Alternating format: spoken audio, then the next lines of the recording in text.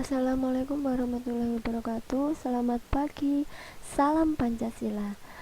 Anak-anakku, siswa-siswi hebat SMP Negeri 2 Punjuk, khususnya kelas 8, bertemu lagi dengan Bu Rani, yaitu mata pelajaran PPKN di pertemuan ketiga ini. Nah, pada pertemuan kali ini kita akan melanjutkan materi bab 4 dari minggu kemarin yang masuk subbab C. Kalau kemarin kita sudah membahas tentang subbab A, kemudian subbab B, sekarang masuk di subbab C. Nah, sebelum memulai pembelajaran hari ini, mari kita bersama-sama berdoa terlebih dahulu, dengan harapan semoga pembelajaran dapat berjalan lancar, dapat bermanfaat, dan kita semua selalu dalam keadaan sehat walafiat. Berdoa dimulai. Berdoa selesai. Nah, masuk di bab 4, masih tentang semangat kebangkitan nasional. Tapi kali ini kita masuk di subbab C. Kalau subbab A tentang kondisi sebelum tahun 1908 atau sebelum kebangkitan, subbab B tentang perintis kebangkitan nasional yang membahas tentang tokoh-tokoh dan juga organisasi pergerakan nasional. Sekarang masuk di subbab C, yaitu tentang mewujudkan persatuan dan kebanggaan sebagai bangsa yang merupakan wujud nilai kebangkitan nasional. Jadi kali ini kita akan membahas persatuan dan juga kebanggaan terhadap bangsa ya. Nah, tujuan dari pembelajaran hari ini yang pertama mengidentifikasi persatuan kebangsaan, menelaah nilai-nilai semangat kebangkitan, mengidentifikasi potensi bangsa sebagai kebanggaan terhadap bangsa. Jadi 3 tujuan pembelajaran hari ini harus tercapai ya, mudah-mudahan, amin. Nah, kita masuk di pertama, yaitu mewujudkan persatuan Indonesia.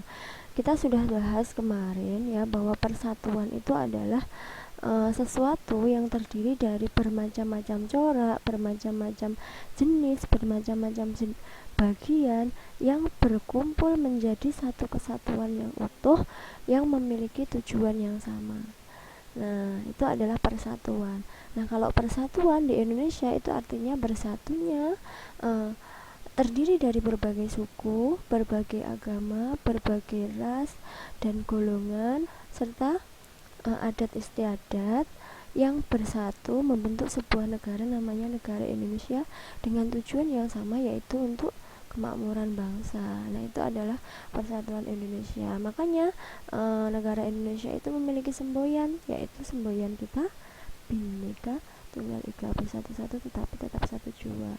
Nah, persatuan pada masa perjuangan kemerdekaan itu merupakan kunci semangat dan motivasi perjuangan. Jadi persatuan itu adalah kunci dalam keberhasilan suatu perjuangan. Nah, hal ini tertuang dalam pembukaan Undang-Undang Dasar 1945 alinea ketiga. Bisa dibuka buku Undang-Undang Dasarnya.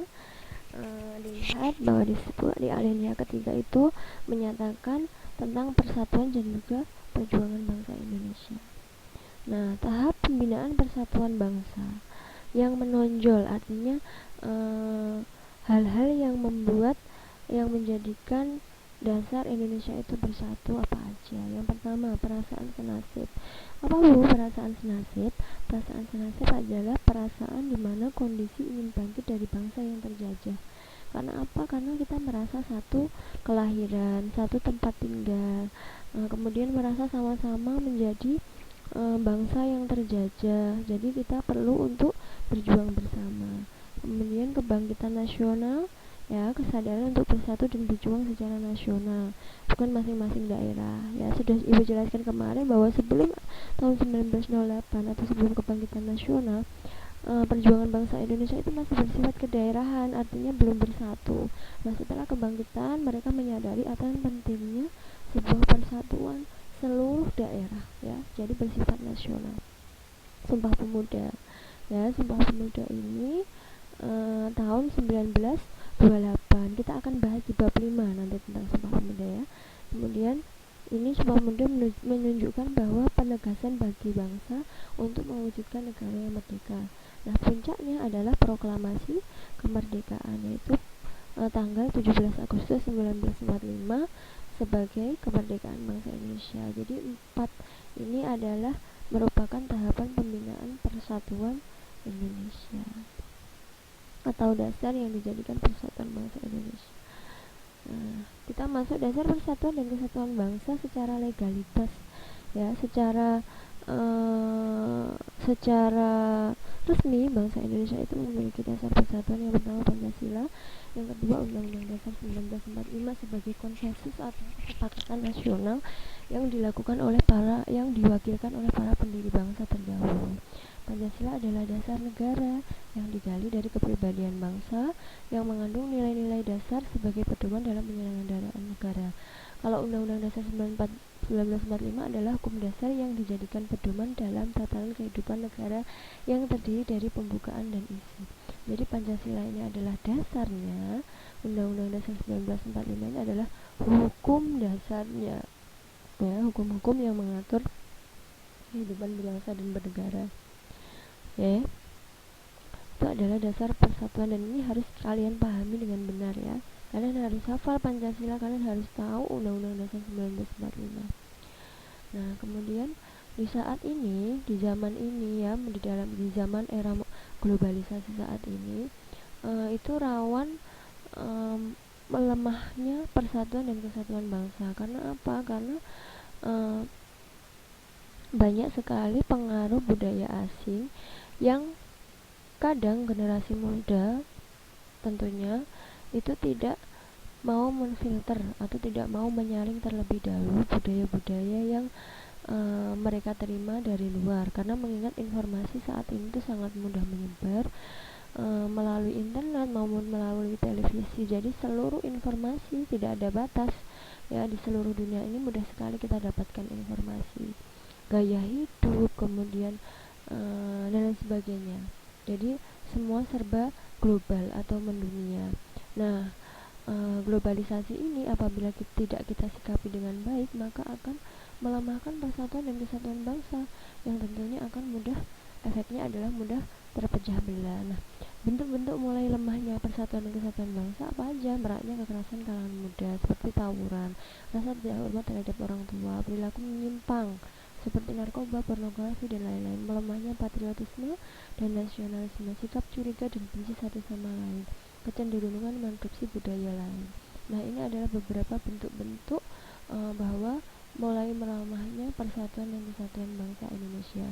Nah, kalian sebagai generasi penerus bangsa sudah seyogyanya atau sudah seharusnya untuk menghindari perilaku-perilaku seperti ini.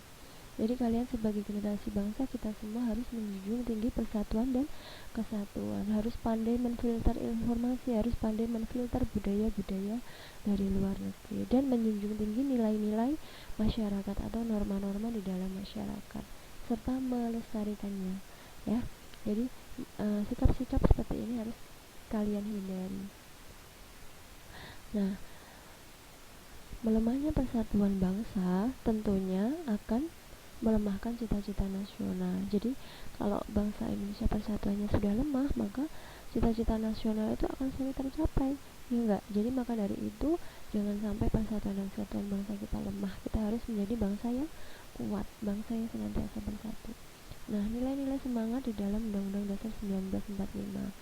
Karena dirasa mulai melemahnya persatuan bangsa, maka perlu kita ingat nilai-nilai semangat kebangkitan yang tertuang di dalam Undang-Undang Dasar 1945. Nilai religius, nilai kemanusiaan, nilai produktivitas. Nilai religius, bertakwa kepada Tuhan, saling menghormati dan kerjasama antar umat beragama. Nilai kemanusiaan, mengakui persamaan derajat, saling menyayangi sesama, menjunjung tinggi nilai kemanusiaan, gemar melakukan kegiatan kemanusiaan. Nah, ini contohnya, ya. Gemar saling tolong menolong, bekerja sama, itu adalah salah satu bentuk nilai kemanusiaan. Kemudian nilai produktivitas, yaitu undang-undang untuk kesejahteraan rakyat. Ini sudah diatur pemerintah di dalam Undang-Undang Dasar 1945, ya. Di antaranya pasal 27 ayat 2 tentang bahwa masyarakat itu memiliki hak untuk mendapatkan pekerjaan dan kehidupan yang layak. Sarana mampu mendorong kreativitas rakyat seperti UMKM.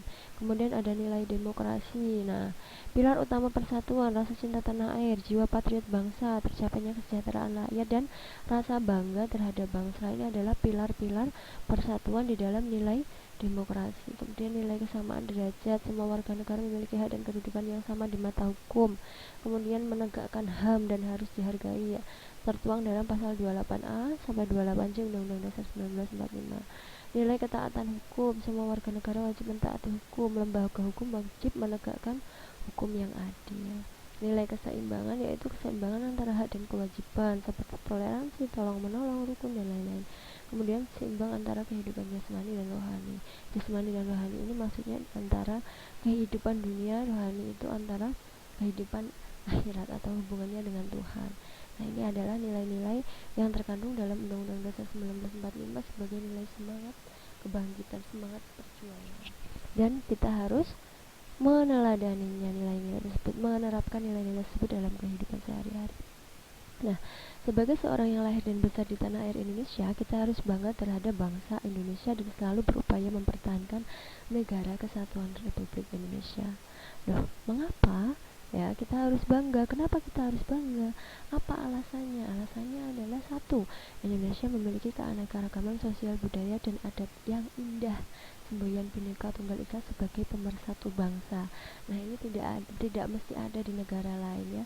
Tidak seperti adanya di Indonesia, adat, budaya dan lain sebagainya. Kemudian memiliki tata krama dan keramahan yang tidak dimiliki oleh bangsa lain. Seperti kita tahu bahwa bangsa Indonesia itu terkenal dengan kesopanan dan keramahannya. Kemudian, jadi kita harus melestarikan budaya kita ini sebagai kebanggaan di depan dunia. Kemudian letaknya yang strategis sebagai jalur perdagangan internasional, diapit dua benua, benua Asia dan Australia diapit oleh dua samudra, Samudra Pasifik dan Samudra Hindia, serta dilalui garis khatulistiwa. Kalian masih ingat ya, garis khatulistiwa adalah garis tengah bumi. Keindahan alam yang sudah tidak diragukan lagi, seperti pantai Bali, Lombok, Sumba, Papua dan lain sebagainya yang sering dikunjungi oleh turis-turis asing. Nah, ini kita harus bangga. Kemudian tanah yang subur dan matahari yang bersinar sepanjang tahun. Ini adalah alasan mengapa kita harus selalu bangga terhadap bangsa. Nah, kebanggaan terhadap bangsa dapat dilakukan dengan menunjukkan karya nyata. Kalian sebagai pelajar, contohnya, belajar sungguh-sungguh, semangat mewujudkan cita-cita, berusaha meraih prestasi yang banyak. Yang keempat, menciptakan karya yang inovatif, cerdas dalam menerima dan menyebarkan berita, memperkenalkan budaya bangsa di mata dunia. Jadi kalian harus cerdas menggunakan media sosial sebagai sarana mengenalkan budaya bangsa. Nah, sekian baik pada pembelajaran hari ini. Materi bab 4 bab C sudah selesai. Semoga kalian bisa memahaminya. Apabila ada pertanyaan bisa langsung WA Burani. Sekian, semoga bermanfaat.